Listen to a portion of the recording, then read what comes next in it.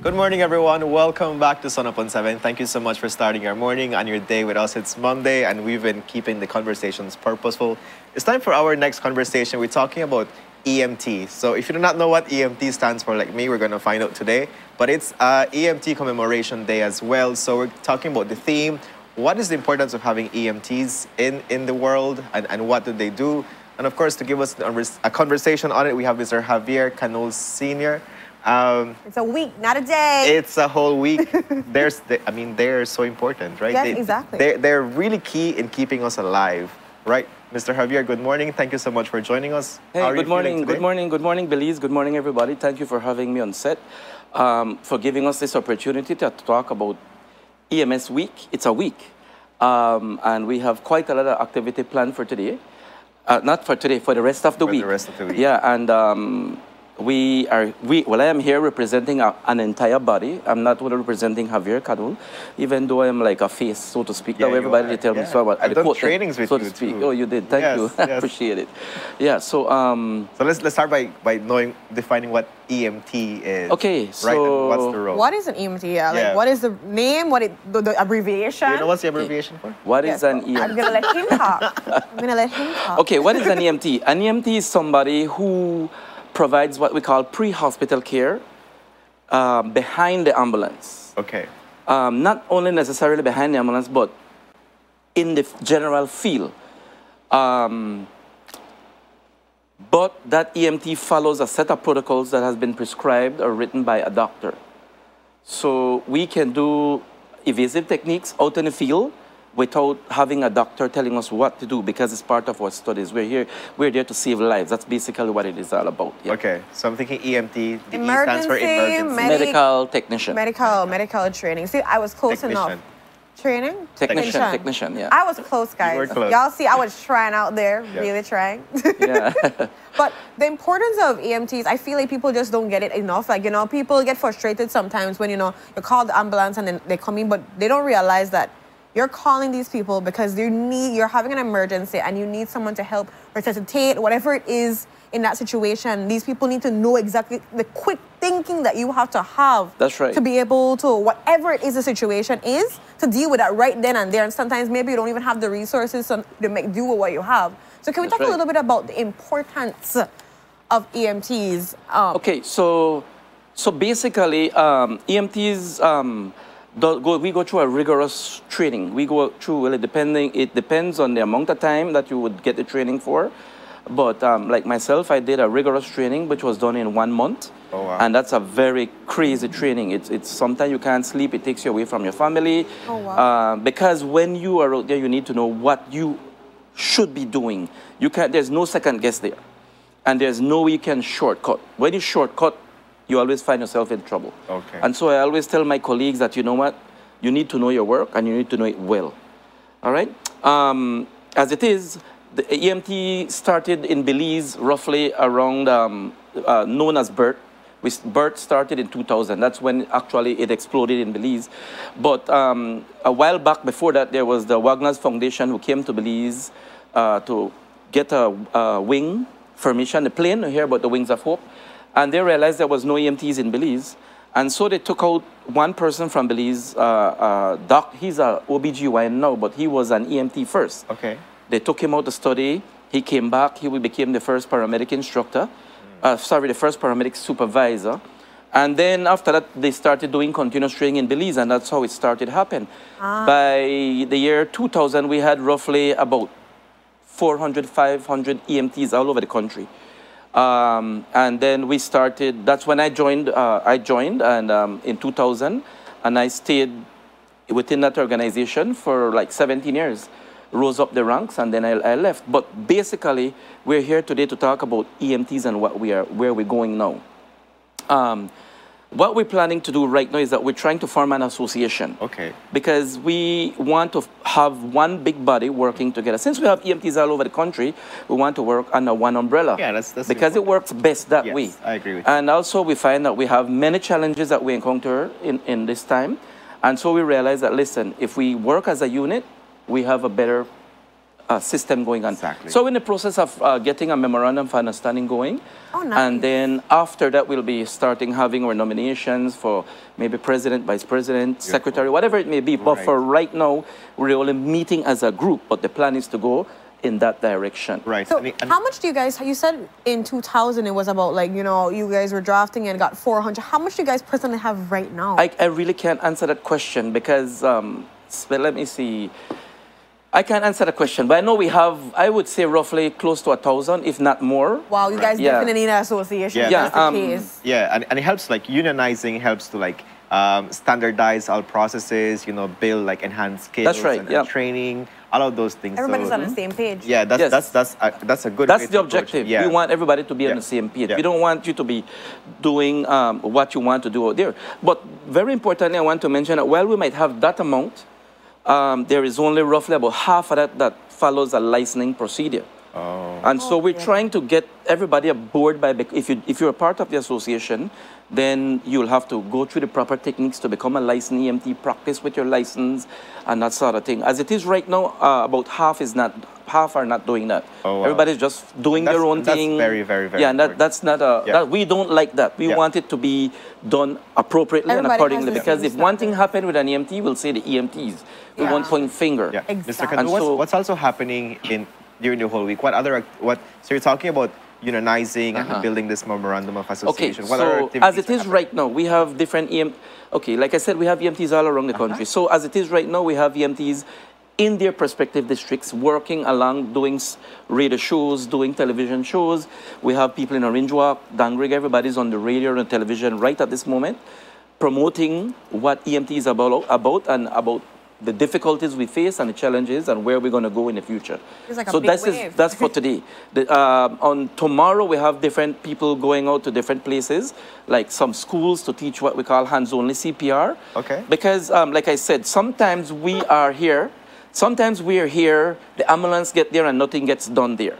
So we realize that, you know what, well, it has been a vision of mine, I will say, that we need to teach basic first aid. We need to get, my dream in particular is to make sure everybody in Belize knows basic first aid at least. Yeah. I would like to do a training for Channel 7 too, so you guys can hook it up. There you go. If a guest come on the station right now and collapse, what would you do? I would Are turn you ready? to Kevin. Yeah. So things I like would turn- things like these you need to remember, and this is part of We've why been there. I think this is why we are doing this type of shows all around the country, teaching. I know that on Wednesday I'll be going into one of the 6 forms to do different trainings, probably how to stop the bleed. Another program is set up in how to do hands-only CPR, different little things that is going on around the country. I know some of my colleagues will be doing some blood pressure checks, going into schools and different things. So we have a whole stuff lined up different. Each district has their own role to play in where they're at. All right. Yeah. So just to like back up on what you're saying, that you're going to be going to schools to do this kind of training. So if there's any institution, any school, any workplace that wants to, like, Sure, they can. That's Yeah. right. And So thank you you for read that. my I was mind. You about to read my tell you mind. that. If there is somebody who would like me to come in there and talk to them, maybe a special talk, maybe on diabetes and how to stay away from it in your lifestyle, or maybe you want to learn maybe how to stop the bleed, or maybe you need to know what CPR, hands-only CPR is. We go in there, we give them about a half an hour to an hour talk and get them going based on what they're right. Can you share your requesting. contact information in that? Sure, my contact information, I think it's public knowledge, but I'll say it again. Yes, please do.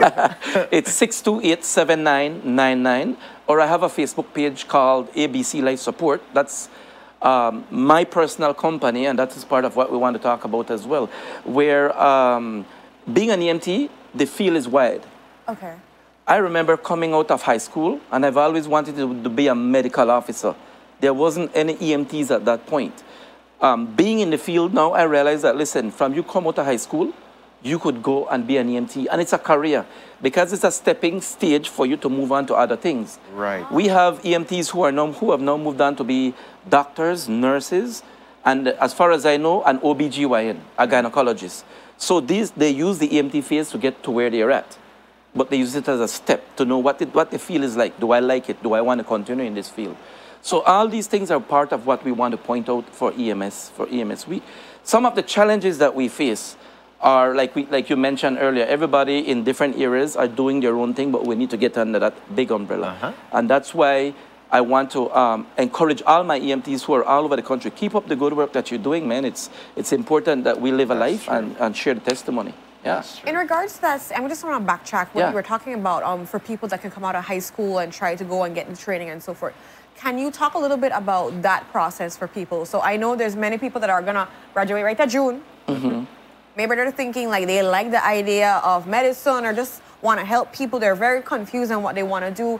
Is there a program in place or any kind of way that they can do, maybe an internship where they are following you guys around, understanding the process? How do they get into that hands-on feeling, that training, that understanding of what the job entails? Okay, and that's a very good question. Basically, I want to say that, first of all, I would like, if you want to get into that field, you have to start off with a basic first aid training.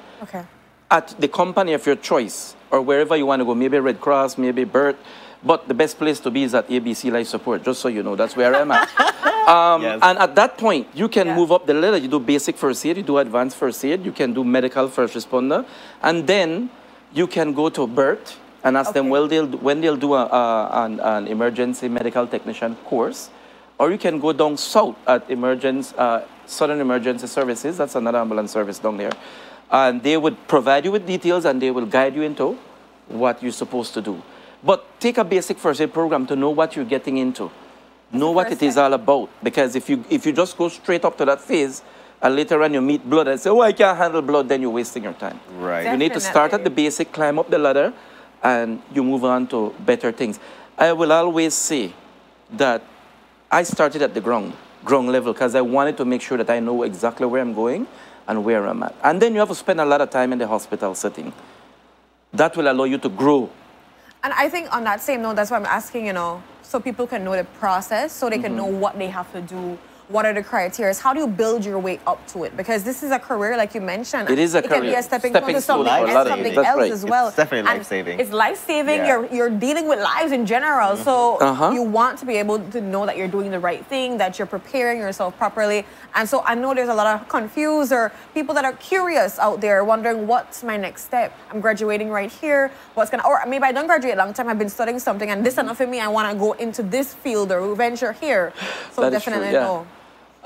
Like I said, you just need to start off at the basics and then you move your way up. We have EMTs right now who are tour guides. We have EMTs who does accompaniments with tourists. We do EMTs who, if there's a foreigner who comes in who's probably suffering some ailment and need an EMT to accompany them. They want to tour Belize, but they need an EMT to accompany them. We do that. We have EMTs like myself who are instructors in different core cases, basic first aid, advanced first aid, EMTs, medical first responder, ACLS, BLS, PALS. We have EMTs who are educators. There's a whole big field out there. A valuable skill to have. I'm thinking when my mom calls me and she's like, I am feeling bad, you know, like, so you're supposed, if you have this training, you're supposed to be like, this is what I can do to like remedy you. That's right. That's right. And it's life-saving because, like, you know my mom. Yes, I know your mom. Your mom is actually an EMT. Yes, my mom. She hasn't been active for a while, but she's always there. You're the bath. She's about ambulance. I remember she used to feed us a lot. Wow. So Mr. Canul, we're informed that you're going to be wrapping up the show with us today. So I want to say thank you and just thank you in general for the work that you do. To all EMTs out there, thank you. I hope you give me a last word because I just No, we're going to give you a last word. We're giving you the last word. Apart from your last word, what I do also want you to do is, as you know, this job isn't easy. You guys have difficulties, not just for being unionized, but also just in general, the job, the pressure it comes with, sometimes the lack of understanding from people. Can you give a message or anything to people out there that they have to come in contact with EMTs or they're aspiring or whatever it is so they can understand a little bit more, that can be more conscious? And then I'll get my final word. Then you could get a final word. Just want to make sure. Okay. This is your final word. No, this is not my final word. If that, I don't answer your question. Okay, let me say, basically, I want you guys to have trust in your EMT whenever they come to your home. First of all, they know what they're doing. All right? They're well-trained, give them the trust. They know what they're doing. If you're there making a lot of noise and shouting at them, you're wasting your time because honestly, they're like a duck. You ever see water drop on a duck back? It run off. Like me, if I go to your home and you make a lot of noise and I hear what you say, my focus is on the patient. My job is to take care of you. So you need to give us a chance to do what we can do. Yeah. Put the trust in us. And if it's God will, your relative will make it to the hospital and be safe. If it is God will. We will do all we can to help that person, but God has the final say. All right. And so with that, then I'd like to give my final word. Yes. What's your final I would word? like to say to all my fellow EMTs all over this country and all over the world that, listen, keep on doing the great job that you're doing. And I will say this, there is no shortcuts. Do things the right way. And remember your value. Know what you're worth. Remember that nobody can tell you what you're supposed to do so long as you're doing it the right way. I Peace, love respect, it. and wow. Okay, look at all the extra stuff and the goodness, I love all it. the goodness Yes. and a bag of chips too as well. I could just- give you ice cream if you want. I want ice Don't cream. talk about this, you know. I All want right. ice cream. So you, I who want you ice want cream. get? You know what, Kevin? You came late. You don't deserve ice cream. So with that, guys, I also want to give a message to the EMTs out there. Thank you so much for all the dedicated time, the work that you do. I know it's super hard because people will make your life a living hell when it comes to like shouting at you, being frustrated if you never come at the time when they want to come, when they call late, either way or whatever it is. And sometimes they're moving the people and doing all kind of stuff, but please continue doing the great work. We appreciate you. We don't know how we would be functioning without you because you are the first line of response. Like, That's that is right. really it. And so thank you so much for all the dedication. It's a week, guys. So make sure you celebrate all EMTs out there. If you see somebody and you know that they're an EMT, big that up, give that a food or something, you know, maybe buy ice cream or Glass of whatever water. it is. Give them a glass of water until they mind their own business. I don't know whatever it is that you need to do, but a lot is happening. Remember, there's International Day of Biodiversity. So plant a tree. Tell somebody about, you know, the environment, animals or so. Let's protect our country. Let's be sustainable. And with all that, please make sure to drink on water. Mind Right. your own business. What And I it's best gotta about them say mind. is like it's better to be late than never reach. Oh, which yeah. which is very important, right? And it's better and, like, to be late than never reach, but never late is better as well. But with that, Right, we of go course, to of course. our- Ren. Call it down in the shade. We're gonna wrap it up. Right, now. we're gonna wrapping wrap up it now. We're wrapping up the show actually right now. Yes, we're wrapping up the so show, I just so- gotta say like, and resonating with what you said before, like it's never like it's just a bad moment. It's not a bad day. So let's try to like handle that situation and everything else is gonna go well. Right. So thank you so much for tuning in today to Monday's show. Thank you, Mr. Canul, for being with us. Thank you for And, having me. Yeah. So guys, with that, we're going to say goodbye and have Goodbye. a purposeful We love Monday. you. We'll see you back here tomorrow, Tuesday, for a terrific Tuesday. Have a safe, productive day. Be good to yourself and be good to others out there. Take care. Right. Bye, folks. See you.